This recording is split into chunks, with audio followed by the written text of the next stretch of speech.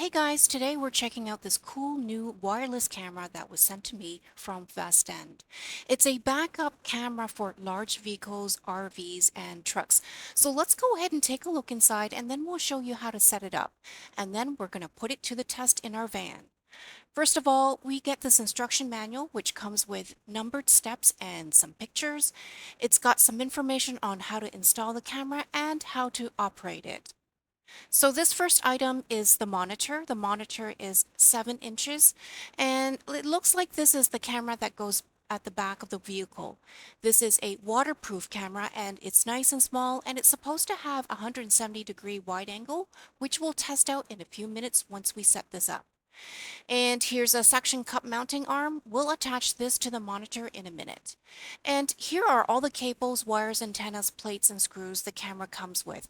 We'll have to figure out which cables we'll actually be needing for our setup. And here's the bracket and frame for the monitor if we want to sit the monitor onto the dashboard instead of using the suction cup mounting arm. And I guess here's one more small bag containing some more screws, a plate, and a cable. So we're going to start with this monitor. If you flip it over to the back, you'll see two nodules with a pin each where the antenna can be attached to. So I'll go ahead and get the two antennas attached. As you can see, it's really easy to screw the antennas in, and afterwards you can also adjust the positioning of them. And since we're going to mount this on the windshield, we'll go ahead and attach the suction cup mounting arm to the back of the monitor. It slides in easily, and then we can use the knob to tighten it up. And as you can see, we can adjust the positioning and angle of the arm easily as well. Next, we've taken the third antenna that came with the package and attached it to the back of the camera. The camera already has a bracket attached to it, so we'll go ahead and unwind the cable and get it ready to be screwed into the back of the vehicle. We'll slide this rubber piece through the hole first, and then we'll take the cable and hook it up to our power source, which is going to be the rear light.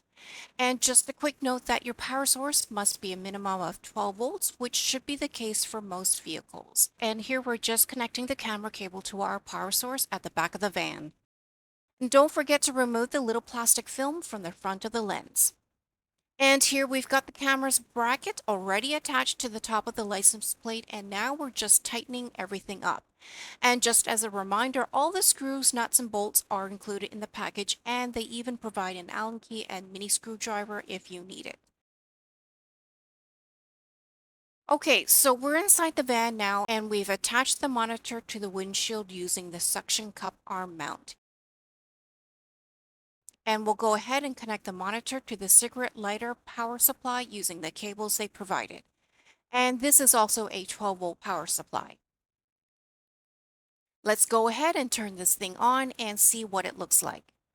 Okay, so the first thing we see is a no signal message on the screen. It should automatically pair with the camera, so we'll wait a couple of moments. So it's been about 10 seconds, so I'm going to press the menu button, and look at that, we can see the back of our van now. And the picture's really clear. So since we were sitting on our driveway, we drove to a parking lot so we can show you the grid lines that will help us park. Look how clear that rear view is. This was so easy and quick to set up, pretty much plug and play. The signal is completely stable and everything is real time with no image delays.